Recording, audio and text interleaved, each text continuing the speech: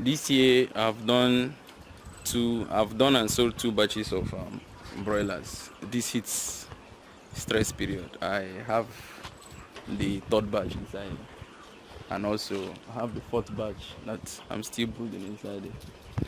And I've not recorded one mortality from the history. So in this video, this is the first time I've ever done this. I've not recorded any mortality during the history period. So in this video, I want to share with you all the things I've been doing to avoid heat stress among the birds.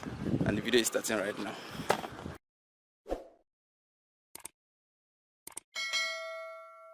Now, if you are new to poultry farming, you might be asking yourself, why are everybody talking about heat stress and all that? Heat stress actually is a bad time for the birds, you understand? It causes a lot of disorganization inside them. Number one, it makes the birds not eat well. It slows down their growth rate. Some of the calm diseases that they have that normally should not manifest, especially bacterial diseases that should not manifest. The heat stress period puts that oxidative stress in them and exposes them. And then you notice that the birds get more sick during the heat stress period, and ultimately most of them might die. Now, what are the classical signs of heat stress?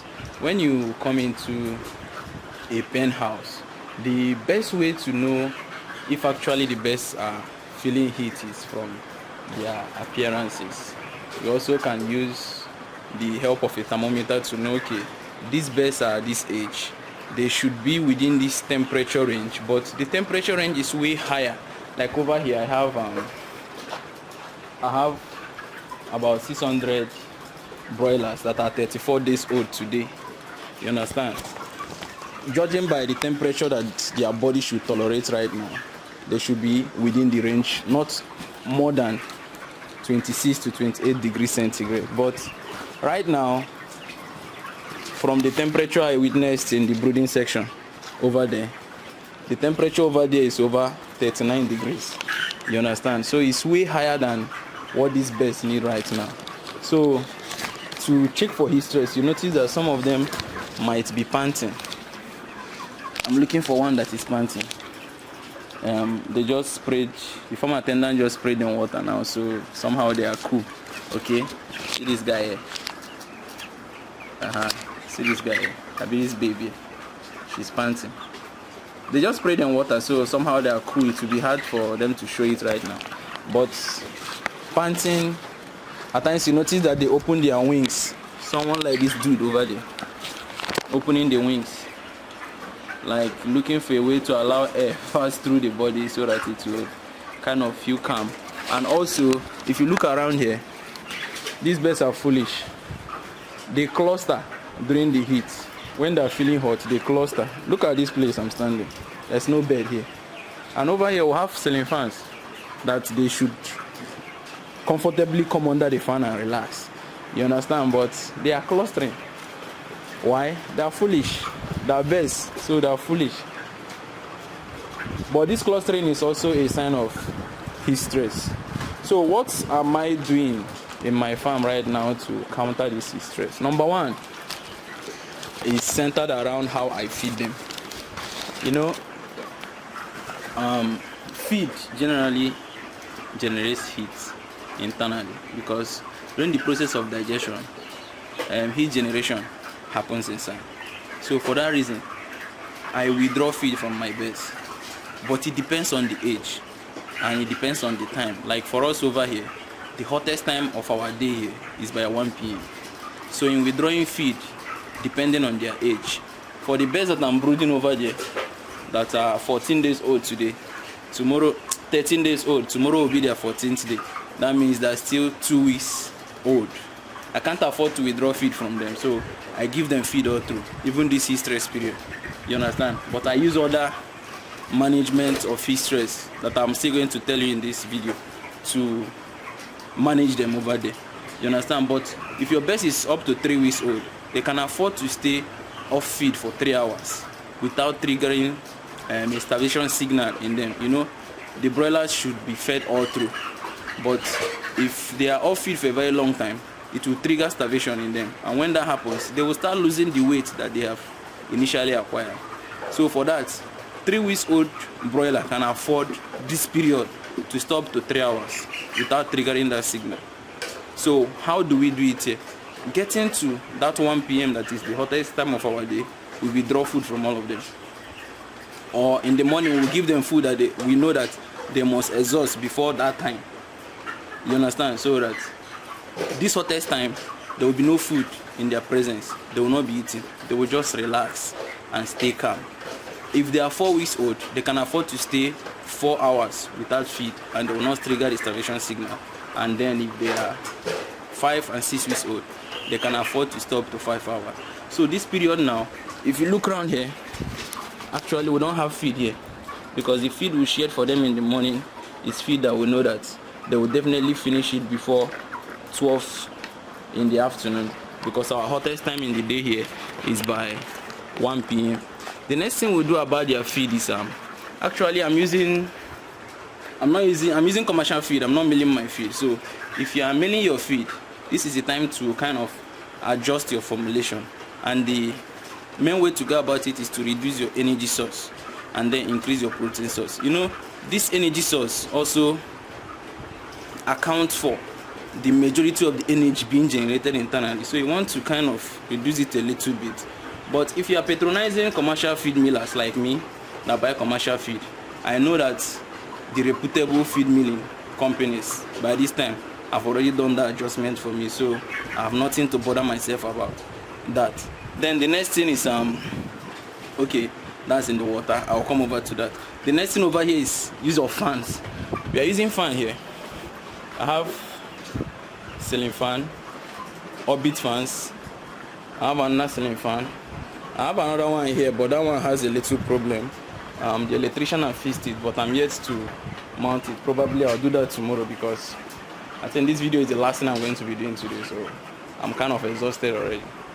So use of ceiling fan, you just have to mount the fan at different locations so that it will help in air circulation. You know, this heat period, you notice that even both inside and outside, the air, the kind of air you feel are hot and warm.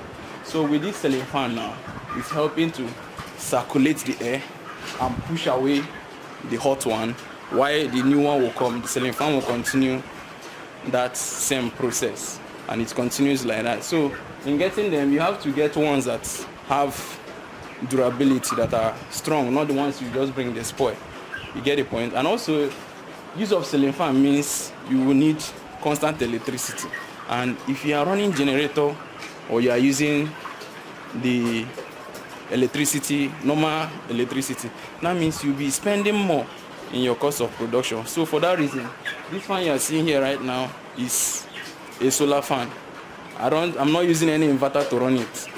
I'm not using any battery to run it. It's just the solar panel up there at the roof. It's the heat period, so I'm harnessing the power of the sun to run these fans, all of them, which means the higher the intensity of the sun, the closer that the number I set it to will be blowing how it's supposed to blow, assuming it was meant to be electricity. Now the next thing I do to counter this heat stress among these birds is around their water.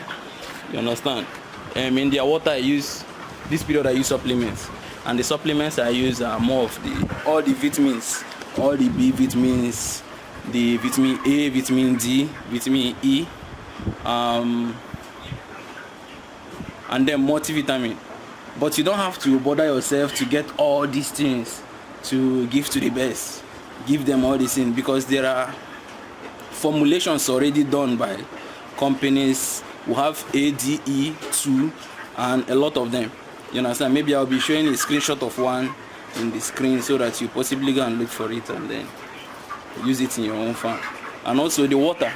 Make sure that water is regularly available to them. They need to drink at will. They don't need to have any scarcity of water for any reason this period. You understand? For any reason. And you know, another problem with water this period is the tanks, overhead tanks are, as the name sounds, they're overhead, somewhere exposed to sun, directly exposed to sun, which means the water inside the overhead tanks right now if you go to the tap, you notice that it's warm as if it has already been boiled. It's just left for you to use it and take your bath. It's not good for the birds. So what I normally do here is, as early as possible in the morning, by that time the water in the overhead tank should be cool. It's a must. What I do is to collect enough water that I know that the birds will not be able to exhaust throughout the day. You understand? I get it, put it in the poultry and keep it in a section that sun for no reason will never near it, which means the water will be cool and it will be what I will serve the birds all through the day. And then finally, this particular point is not what you can do right now. It's what you should have done. It's centered around the construction of your poultry house. You understand? There is an orientation for construction of poultry houses. The poultry house should be constructed to be rectangular in shape. So let me get one of our constructed feeders to illustrate this better for you to understand. Okay. This is a feeder. This is how the poultry house should be constructed. It should be rectangular in shape. And this rectangle now, this shorter axis, this shorter place, and the other one over there should be facing the east and the west direction. The reason is that the sun normally rises from the east and then sets in the west. So what you are trying to do is to target the sun to be hitting the shorter axis of the poultry. See the reason here. When the sun rises, it comes this way, and most times, morning sun is not always that hot. It does not stress the birds. But let's assume that it does. You understand? Your birds can afford to cluster themselves this way, come over to this side, and maybe the sun comes in and casts itself up to this point. The birds can manage this place. In the afternoon, the sun stays on top of the roof, and then finally in the evening, the sun is setting. It comes over somewhere around there.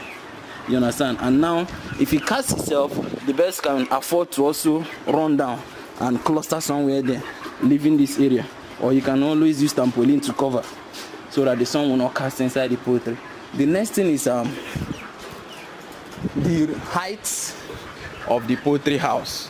It should be very high. High, that in a way that is still safe for the construction, it can be higher. And that poultry house will be prone to major disaster, like wind can come but if you construct your poultry house very well, that means you use a professional, an architect who knows his onions to assist you with the construction. They will tell you the best height for the pen house that the natural disaster will not really affect it. You understand? But it should be high enough so that when the air comes in, the air will have a lot of space up where it will circulate. And then you should also employ the construction of trees. Maybe you've done the mistake this year, but you should plant that tree this year. You understand? Plant the tree this year so that by the next 3 years, the tree must have grown quite a lot that will save you in the future. Like over here, what you have here is a cashew tree. Actually, this area in this pen house is the coolest. Not minding these fans over here. Even without the fans, this area in the pen house is the coolest. And most of the birds do come here. Most times, I just do come here, sit down here, anywhere along this place, and then come here to rest at times. But not this period now. I'm always busy.